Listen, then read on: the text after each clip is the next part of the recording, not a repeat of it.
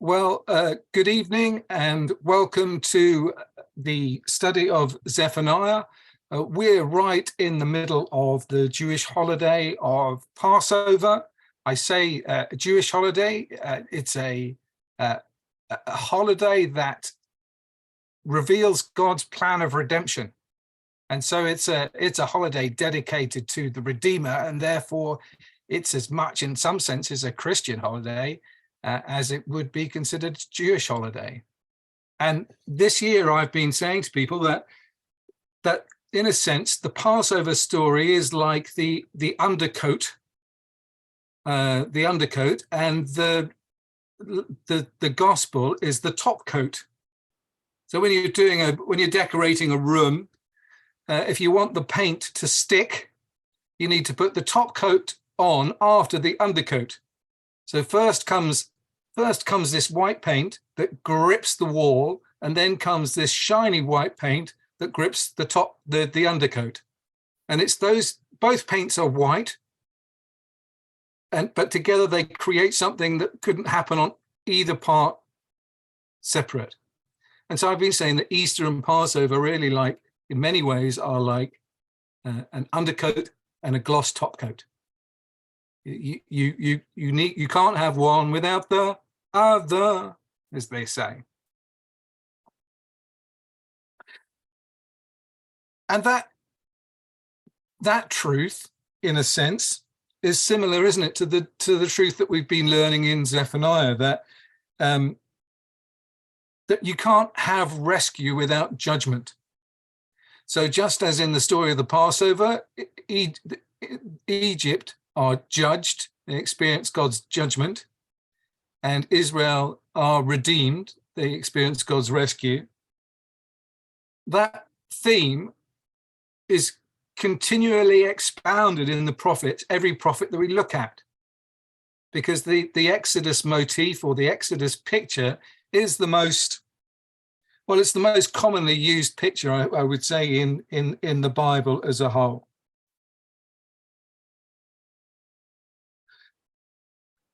Zephaniah has challenged us to look into the eyes of the Lord's wrath, hasn't it? To look, it's a bit it's a bit like standing on a road, watching a juggernaut plow towards you with its headlights on and then blazing its horn. There's a certainty to the way that Zephaniah communicates this coming judgment that is pretty terrifying. So what is chapter 2 about? Those of you that read my little email would have seen that I've found five principles of divine governance, or 5 principles of divine rule that have a purpose, and their purpose is to help us shape the way that we see the world. And as I prepared for this study, I found myself in the book of Philippians, which was a great surprise to me. And though I wrestled to escape the book of Philippians, because guess what? There's not a single Old Testament quote in it. And I thought to myself, why am I in Philippians? Philippians and Zephaniah, they're not too compatible. But I think we'll see how they are compatible, because the purpose of Zephaniah it isn't to give us facts and timetables about the end, but it's to reveal truths and principles that will help us better see the world in which we live. And this point us forward to a new Exodus that one day we'll be part of. And just as Israel, when they were redeemed, were called to live in a way appropriate to their destination. So Philippians wants us to do the same thing, to famously to live out our salvation with fear and trembling. That part most of us know. The interesting part, I think, is this statement that for it is God who works in you to will and to work for your good pleasure. When God redeems, when he rescues, he begins a work in us that is transformational. And I think that's what you'll see that, I think, as we go through this chapter, this second chapter. So it opens with this fierce anger of the Lord. It says, before the fierce anger of the Lord comes upon you, before the day of the Lord's wrath comes upon you, seek the Lord, all you humble of the land. You who do what he commands, seek righteousness, seek humility, and perhaps you'll be sheltered on the day of the Lord's anger. The first thing that Zephaniah wants us to know about the Lord's divine governance is that nothing can stop the climax of his plan. And the climax of his plan is this fearful judgment. But we're introduced to an irony here, that the only way to escape the Lord's wrath is to run to the Lord. The only way to escape his wrath is to run to him. Seek the Lord, all you humble. Seek righteousness, seek humility. Perhaps you'll be sheltered on the day of the Lord's anger. The word perhaps might make us a little nervous. It doesn't have that same certainty that we're used to in the New Testament. But he's not talking necessarily to New Testament believers. He's talking in his context. And in his context, well, it might be a little frightening to run into the arms of this judging, fearful God, to believe that the escape from being hit by the juggernaut would be to embrace the juggernaut doesn't make much sense. It seems to lead to us being flattened. We're more likely to end up like jam than being jubilant, to get two J's out of it. And that's as I went through the Passover this year, and I made this thing called the Hillel sandwich, which is like 2 beats of matzah with maror, the horseradish, bitter horseradish, and the sweet haroset, and squished them together, and told people that the Hillel sandwich was the Christian life, bitterness and sweetness mixed together and inextricably combined. The same thing is true here, that we're going to be transformed and sheltered by the Lord.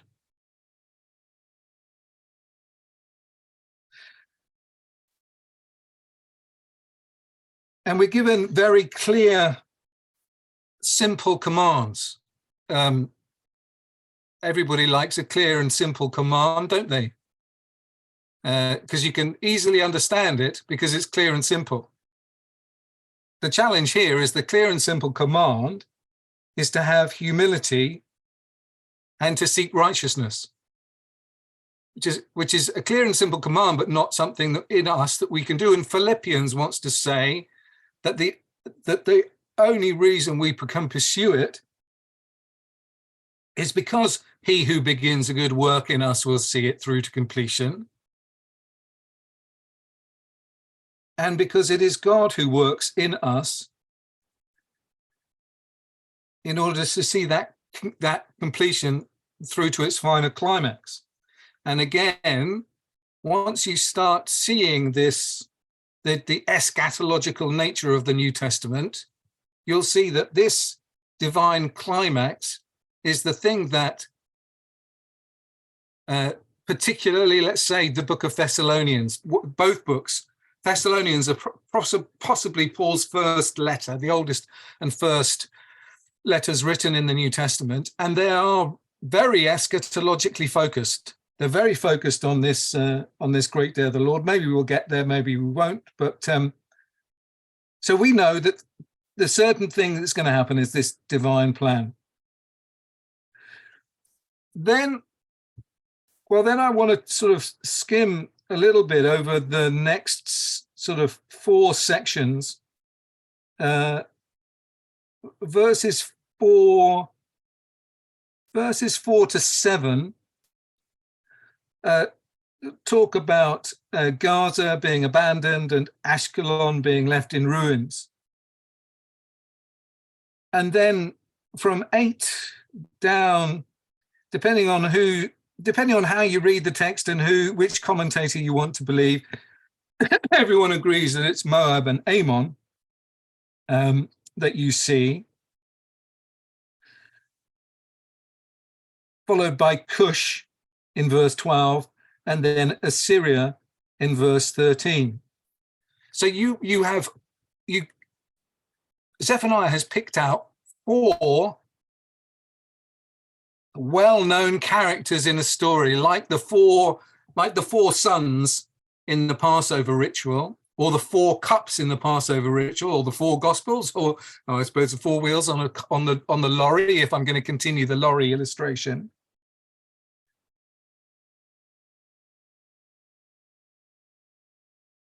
But he's chosen these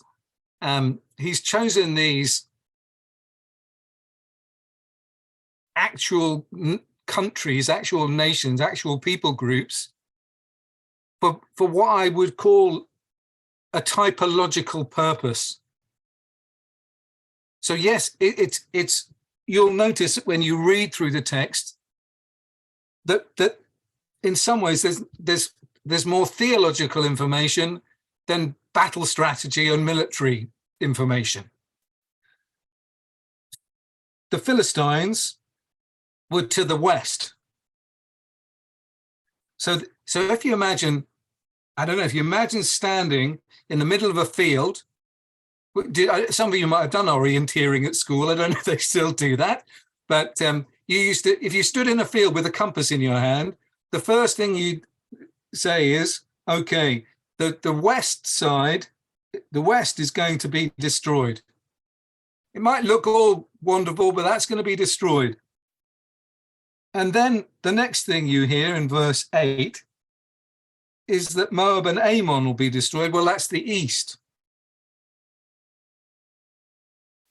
And what follows next is Cush, that's the south, and then finally Assyria, which you don't need to be Einstein or the leading orienteer at William Ayres School when I was there to know that that's north. So you've got north, south, east, and west. It's a common biblical way of saying everywhere, every point of the compass. I found it fascinating that the first choice are the Philistines in the west. The Philistines were a powerful military force. You know, they had famously had iron chariots. They were a very intimidating, powerful force. I find it interesting that today the West can be characterized as that, as this incredibly powerful military operation. We're the ones with all the technology and all the power. Moab and Ammon, well, they're to the east, and in some ways, they're the sort of unpredictable threat in the group. So it's not just that you've got pictures of different forms of threat. So you've got Moab and Ammon, enemies of God's people, unpredictable. Then you've got the Philistines, they're predictable. So it's almost, you could almost go, I don't want to go, they're types, I don't want to go to actual countries, but it's types of threat. And then Cush is in the south. It's sort of a distant enemy. Some of us are more frightened of things we don't know. You know, this famous phrase, I've known many catastrophes in my life, now I'm an old man. Mark Twain. Now I'm an old man, I've known many catastrophes in my life, most of which have never happened.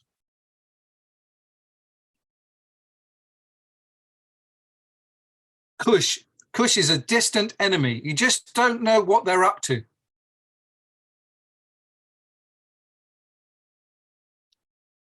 And then finally, Assyria. Well, Assyria are the superpower. And these four compass points at different times are drawing you in and pulling you in and drawing you out, pulling you in. At some points they're attacking you. At some points you're trying to seek allegiances with them. And Zephaniah wants to say that there's only one way to survive, and that way is to entrust your life and your destiny to the hands of the God of Israel.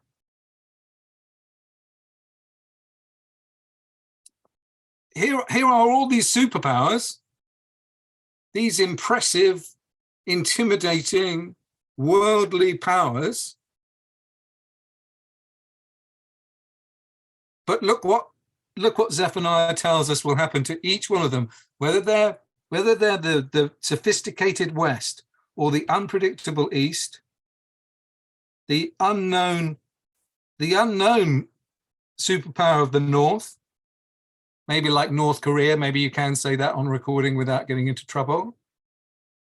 The unknown North and these distant southern enemies. You don't know. And Zephaniah isn't really focused on this. Remember that his appeal at the beginning of chapter 2 was to seek righteousness and humility. I don't know if any of you would remember a man who came and preached that the meek would inherit the earth. The meek that would, I think maybe Matthew 5, maybe somebody said this.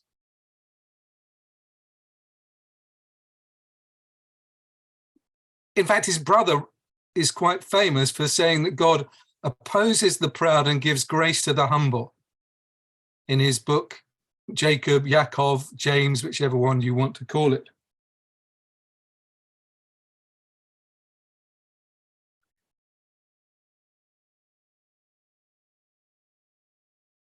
The powerful military force of the Philistines will fall for one single reason, that the word of the Lord is against them.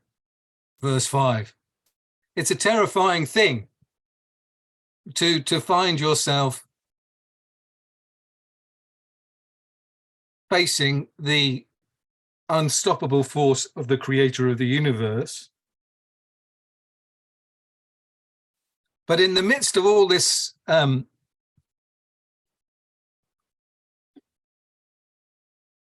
chaos, there's a promise. In verse 6, in the land that was once occupied by the Philistines, it'll be a place of shepherds and sheep pens. It's interesting, isn't it? A place that was once thought of as being a place of warfare now becomes a place of shepherds. It's almost, you can almost hear Isaiah saying about them beating their spears into plowshares, moving from aggression to agriculture. And now we're going to meet the remnant.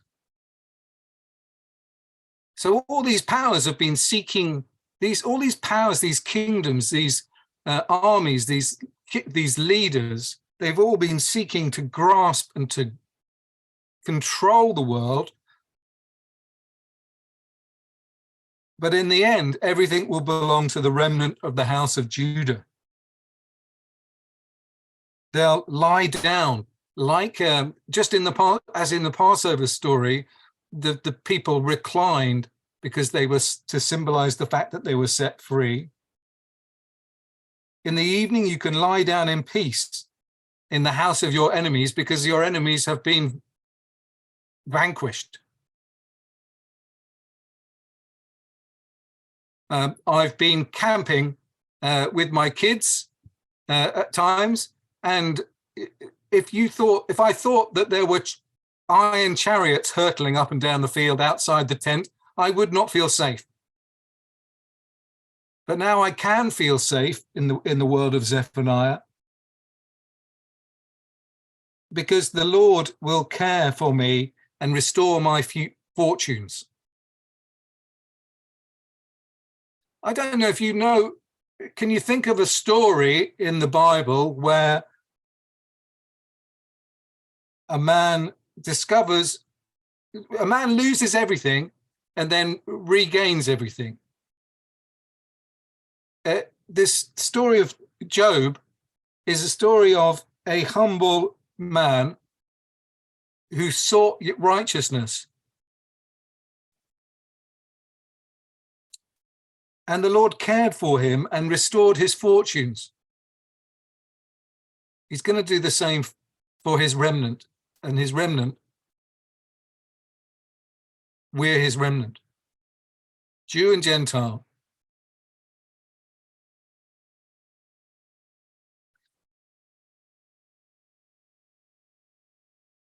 If you then look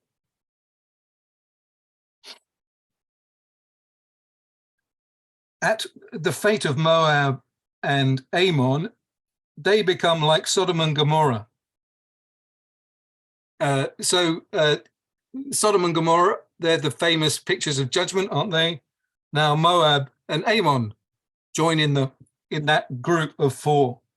They become a wasteland, and then the remnant of my people will plunder them. The survivors of my nation will inherit their land.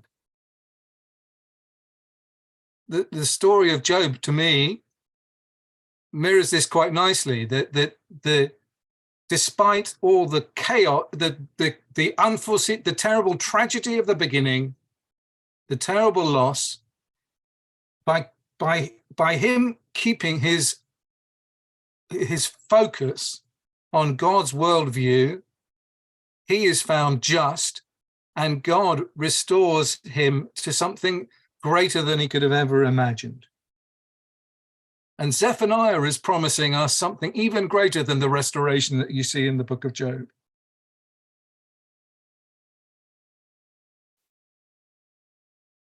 In verse 10 we come to the issue of pride.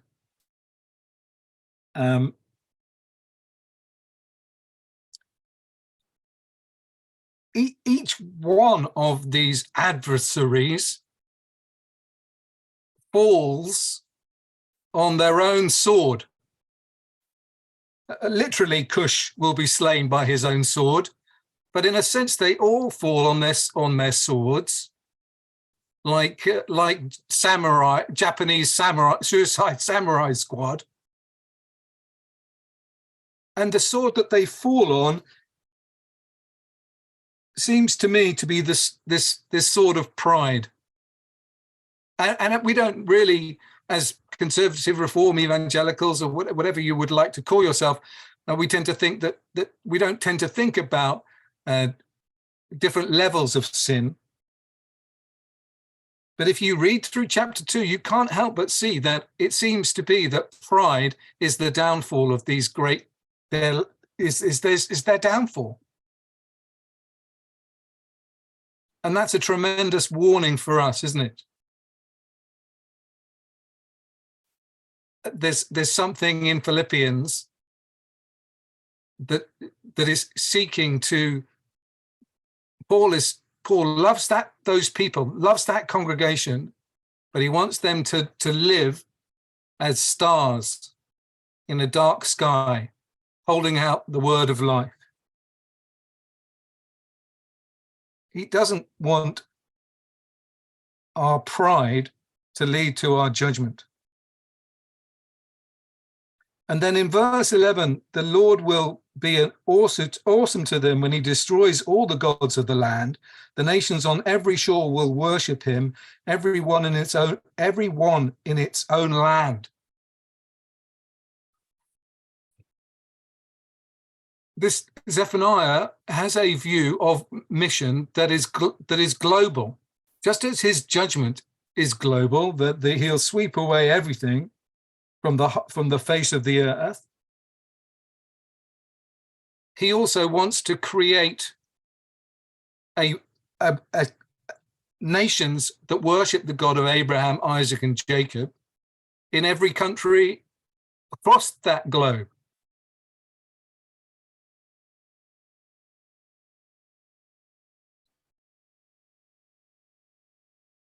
I think I already said that you'll see how Cush is slain by his sword. There's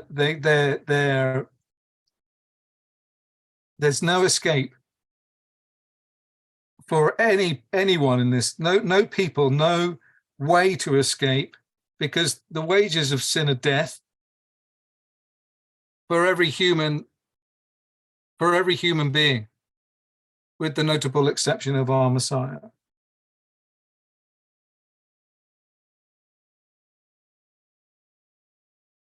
I like the fact that he stretches out his hand in verse 13 against the north, against Assyria.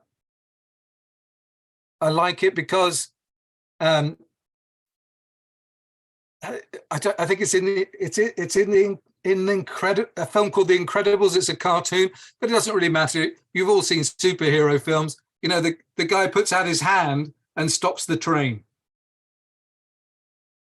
There's a symbol. This train is rushing towards the lady that's tied to the, like in the cowboy films. There's a woman tied to the tracks, and Superman drops down. Lois Lane is tied to the tracks. The train's coming, and Superman drops down. He puts his hands out and stops the train, and miraculously he stops the train without it derailing and killing everybody on board.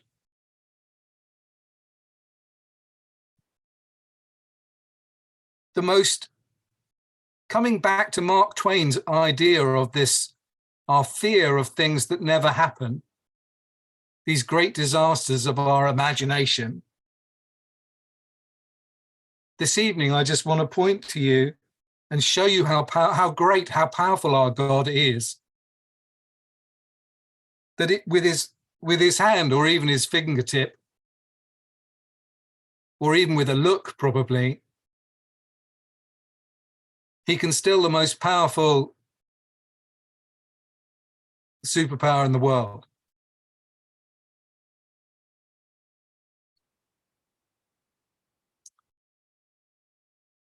And I think that's why human self-sufficiency provokes him to such wrathful action. Why, he says, do you continually try to stop that oncoming train in your own strength? You're not designed for that. Why do you want to stop that juggernaut plowing through the night with its head. I want to do that for you. Come to me, all you who are weary, heavy laden, and I will give you rest for your soul, because my burden is light, my yoke is easy.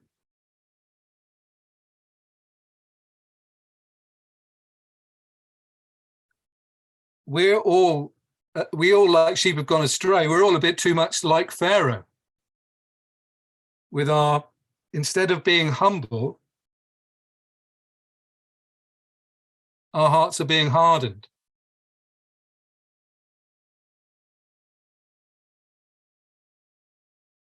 In 14, there are pictures of abandoned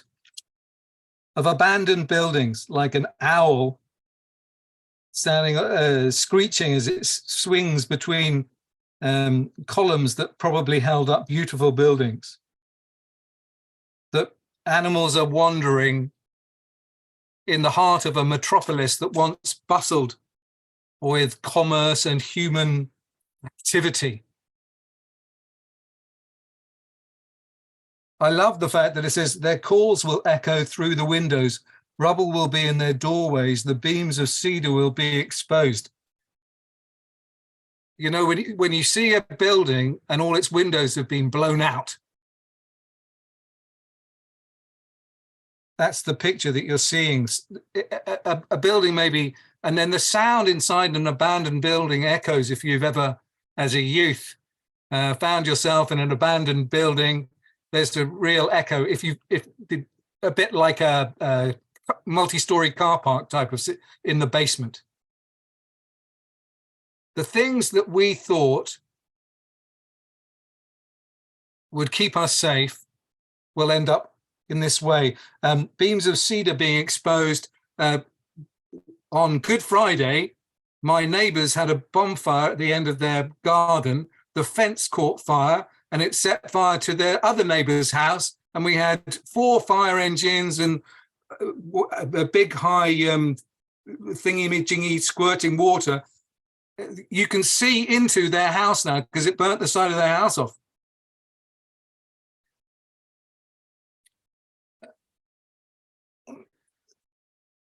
If we choose to fight God's battles, we'll end up like my neighbour's house. I don't want you to end up like that. I don't want your loved ones to end. I don't want people stopping the train, trying to stop a train that's just going to flatten them.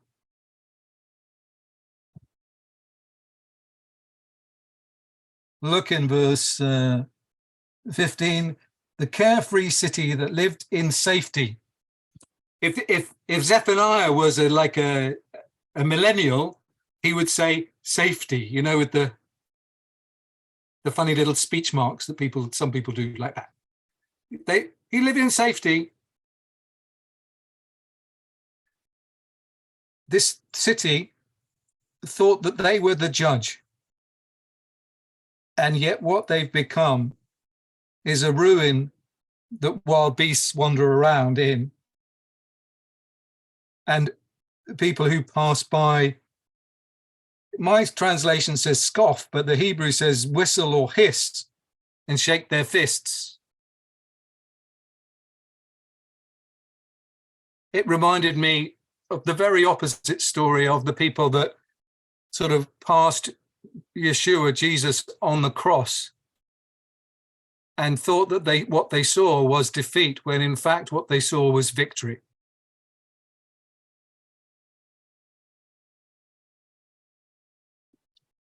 So that's the sort of the explanation of chapter 2 as I see it.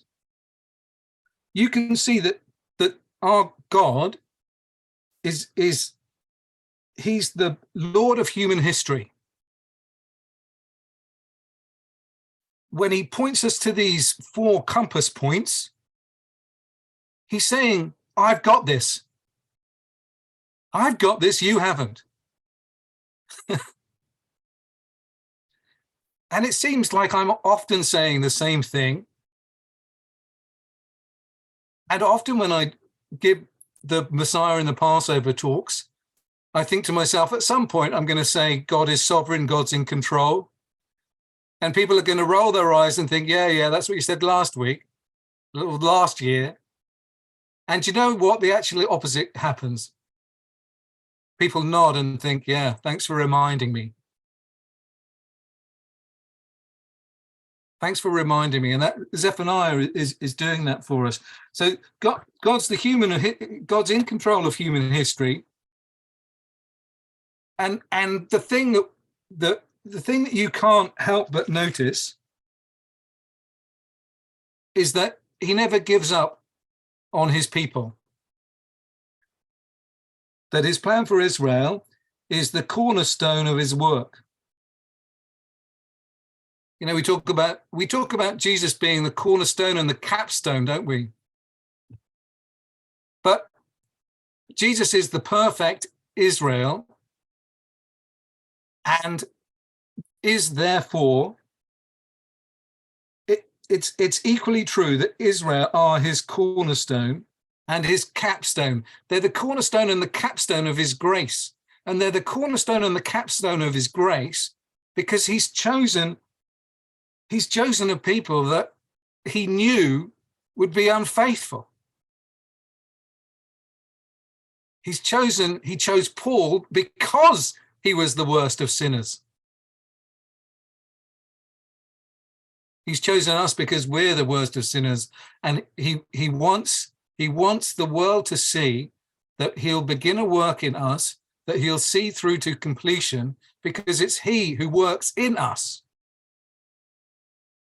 And I think that's why I kept ending up back in Philippians,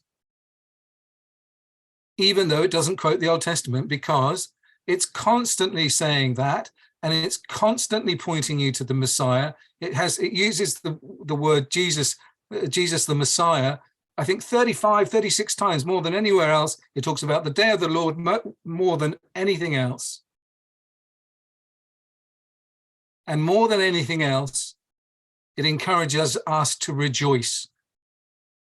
Rejoice, rejoice, rejoice. It says the word rejoice more often than any other book.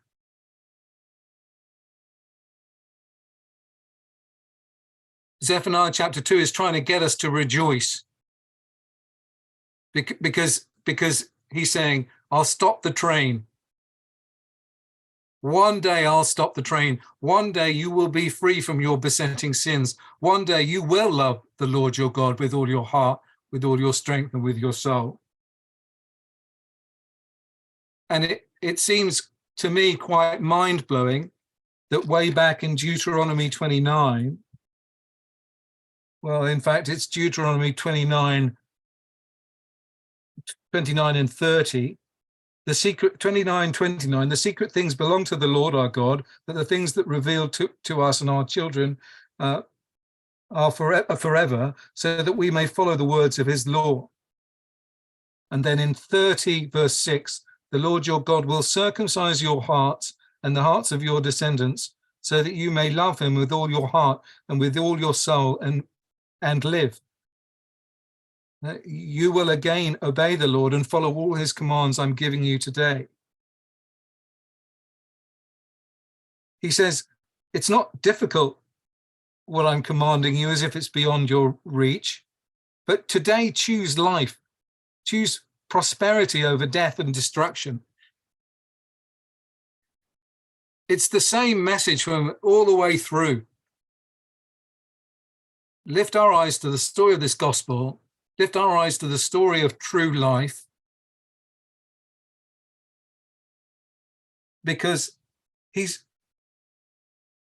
given us his whole plan, but you can't see his whole plan for you. He's given us his whole plan, but you can't see his whole plan for you.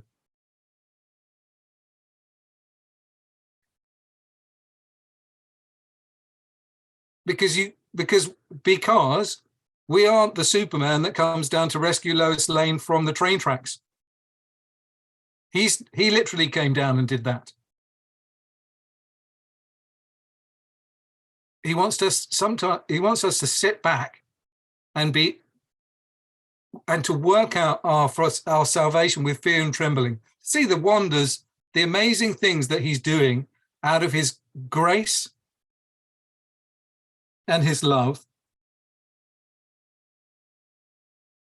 and that he does it all by picking this rough this difficult, rebellious people, because you are difficult and rebellious.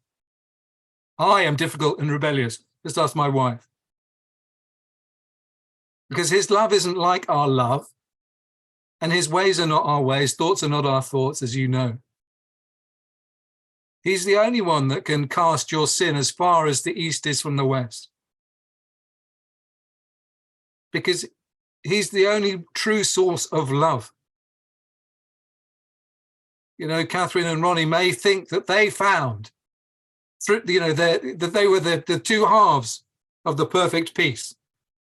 That Yvonne and Tim, I pick on the married people that I can see here, or me and my wife, Simon and his wife, who you might think that, but that's not this unconditional marriage covenant that we get in the Bible. It's a pale imitation that one day we will experience in full. And so again, I say to you, rejoice. You know it already, but again, I say to you, rejoice, and suggest that perhaps the book of Philippians would be a good read for the week.